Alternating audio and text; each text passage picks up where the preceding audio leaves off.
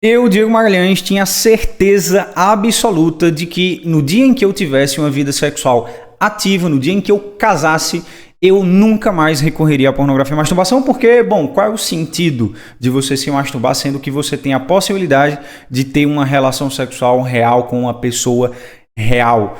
E, bom, sabe o que é que aconteceu? Quando eu casei, eu vou explicar aqui nesse vídeo, mas antes eu quero ler o seguinte texto aqui com você.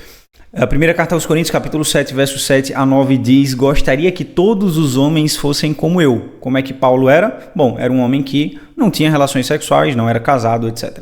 Mas cada um tem o seu próprio dom da parte de Deus. Ele deixa claro que o celibato, na verdade, é um dom. Você pode ter esse dom ou não.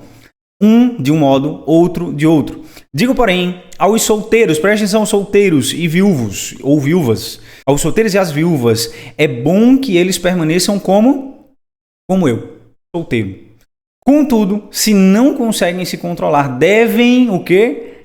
Casar-se, pois é melhor casar-se do que arder em desejos. Com base nesse texto, muitos têm tido essa ideia de que o casamento acabaria com todo e qualquer problema em pornografia, em masturbação, que a partir do momento em que o sujeito tivesse uma vida sexual ativa com uma pessoa real, não faria mais sentido ele recorrer à pornografia e masturbação. Afinal de contas, as quedas na pornografia e masturbação eram por causa de uma libido elevada, eram por causa de uma testosterona elevada, que inclusive isso é um grande mito. A grande maioria das pessoas que eu atendo que dizem que caem muito por causa de testosterona elevada, nunca jamais fizeram um exame de testosterona.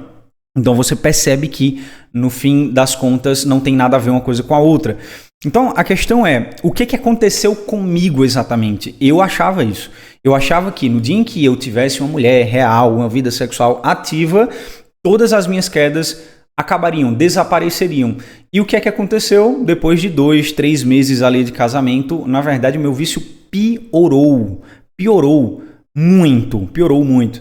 Por que isso acontece? É isso que eu quero falar com você no vídeo de hoje, e seja muito bem-vindo, Diego Magalhães por aqui. E se você é novo aqui no canal, se inscreva, deixe seu like. Não esqueça de dar o like, tá bom?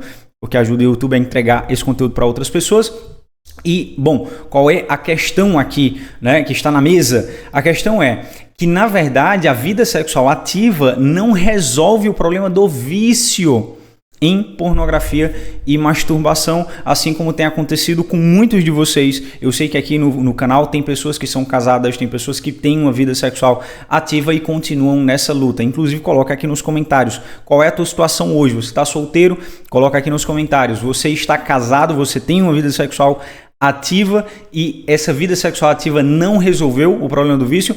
Coloca aqui nos comentários. Inclusive, eu já cheguei a atender pessoas que mantém relações sexuais muito constantemente, alguns até quase todos os dias, mas mesmo assim tem quedas recorrentes na pornografia e masturbação. Por que isso acontece? Por que o texto parece não se cumprir em alguns casos específicos? Porque, na verdade, Paulo não está falando de pessoas viciadas em sexo, mas pessoas que ardem em desejo. Ora, todo mundo arde em desejo. Se você é um homem saudável, se você mantém uma vida, sei lá, exercício físico, etc e tal, é claro que você vai ter desejos sexuais. Isso é a coisa mais normal do mundo. Algumas pessoas me procuram e dizem assim, poxa, eu sou solteiro, mas assim, eu não queria nunca mais sentir desejo por mulher nenhuma, eu não queria nunca mais sentir desejo por sexo. Irmão, como é que a gente faz isso?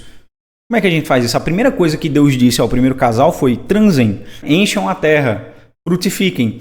Então a questão é, a sexualidade ela é parte de nós, não tem como você separar o ser humano da sua sexualidade. Então é normal, é de se esperar que qualquer pessoa saudável, qualquer homem saudável tenha desejos sexuais, tenha libido. Então a questão aqui que Paulo está tratando não é sobre o homem viciado em pornografia, não é sobre o homem viciado em sexo, é sobre o homem que sente desejo sexual, que é a coisa mais normal do mundo.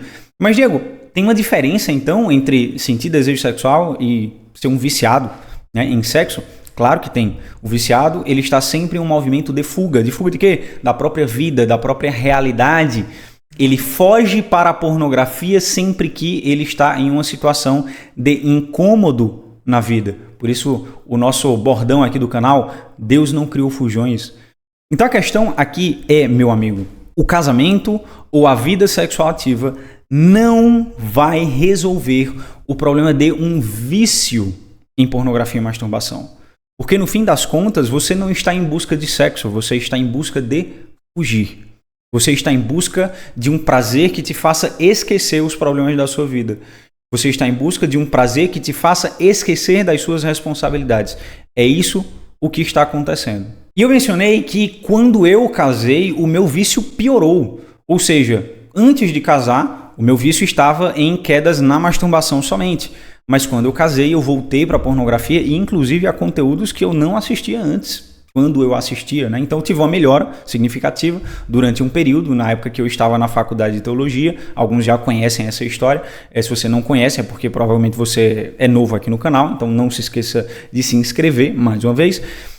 Mas a questão é que eu tive essa melhora e quando casei eu piorei. Eu voltei para a pornografia. Por que que esse é um movimento comum em muitas pessoas? Isso foi comum em mim, isso é comum a outras pessoas que também, ao casarem ou ao iniciarem uma vida sexual ativa, essa pessoa ela tende a retornar ao vício e talvez até piorar no vício. Por quê? Porque essa pessoa ela se frustra. O que acontece? A pornografia ela gera uma visão idealizada da sexualidade. A pornografia gera uma visão de tempo de sexo, de forma de sexo, de posições de sexo, de prazer irreal, ou seja, um prazer que na verdade não existe, você não vai conseguir aquele prazer.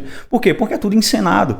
Então você idealiza o sexo e quando você vai iniciar a sua vida sexual, por assim dizer, você imagina que você vai conseguir colocar em prática tudo aquilo que você viu até então. E o que é que acontece? Obviamente, é a coisa mais óbvia do mundo, você se frustra, você fica frustrado, você se pergunta por que diabos eu não estou vivenciando tudo aquilo que eu achava que ia vivenciar. Por que essa pessoa que está aqui diante de mim é mais difícil de ser clicada, né? Se é que você me entende, porque na pornografia você vai lá e você clica e já era. Você toca na tela do seu celular e já era. Então você tem exatamente o que você quer. Mas quando você inicia a sua vida sexual, você percebe que você está diante de uma pessoa que tem um coração, que tem sentimentos, que tem emoções, que tem dificuldades, que tem lutas, que tem dores. Então, quando você está diante dessa pessoa real, você percebe que nem sempre você vai ter sexo, nem sempre você vai ter o sexo da forma como você quer, nem sempre você vai ter o sexo tão bom quanto você gostaria que fosse. Portanto, o prazer ele se torna uma frustração. E lembre-se, o que é o vício? O vício é um mecanismo de fuga. Fuga de quê? Da sua realidade. Fuga de emoções que você não sabe lidar corretamente. E, portanto, você recorre até lá. Eu explico muito isso dentro do curso Libertos. Inclusive, quero deixar o convite para você aqui, se você quiser ser parte, né, entre os meus alunos do curso Libertos 2.0, mais de 8 horas de conteúdo. Eu explico absolutamente tudo o que você precisa saber para vencer a pornografia, o passo a passo. É só clicar no primeiro link da descrição do vídeo ou do comentário fixado e cair para dentro. Então a questão é a seguinte, você precisa entender que você está fugindo de emoções e, portanto, a frustração é uma das emoções que te fazem fugir. Então olha só, você casa achando que você vai ter uma vida sexual de uma certa forma e, portanto, você se frustra. Você percebe que aquilo não vai acontecer, aquilo não acontece e você fica com aquele gostinho de quero mais. E você fica frustrado. E essa frustração faz você recorrer para a pornografia. Quando você recorre à pornografia e masturbação, você tem uma descarga de dopaminas muito mais elevada do que a descarga de dopaminas resultante do ato sexual. Portanto, o que acontece? Você sente mais prazer, por assim dizer. E tudo é mais fácil. Então, agora eu não tenho que convencer nada, eu não tenho que chavecar, eu não tenho que comprar aquele chocolatinho, eu não tenho que comprar um buquê de flores, eu não tenho que conversar, eu não tenho que ouvir. Eu simplesmente vou lá, clico e tenho absolutamente tudo o que eu quero, tudo o que eu creio que preciso. E é assim que muitos homens terminam evitando suas esposas, diminuindo a frequência sexual real, inclusive perdendo o interesse no sexo real. O sexo real se transforma numa espécie de pornografia ruim. Então você é solteiro e não quer ter um casamento frustrado, você não quer destruir a sua futura família, vença a pornografia e masturbação já. Você é casado, casou achando que aquilo ia resolver o seu problema com pornografia e masturbação, busque ajuda já. Busque ajuda já. Na verdade, o seu problema não é de origem sexual, mas é de origem afetivo. O seu problema, na verdade, está no seu coração e no seu cérebro, não na sua genitália. Então, o convite de hoje é: vença a pornografia. Descubra do que de fato você está fugindo, quais são as emoções que te fazem fugir para a pornografia, quais são as situações que te fazem fugir para a pornografia, e resolva isso já, enfrente isso como um homem a partir de hoje. Então aqui no canal tem muitos conteúdos onde eu ensino você a lidar corretamente com esses gatilhos, onde eu ensino você a enfrentar esses gatilhos e resolvê-los na raiz, e foi por isso também que eu criei o Libertos 2.0, para você ter um passo a passo e parar de dar murro em ponta de faca, parar de dar tiro no escuro e de fato enfrentar o seu vício, resolver o seu vício conscientemente, sabendo cada passo que você tem que tomar. Então é isso, Deus abençoe você e até a próxima.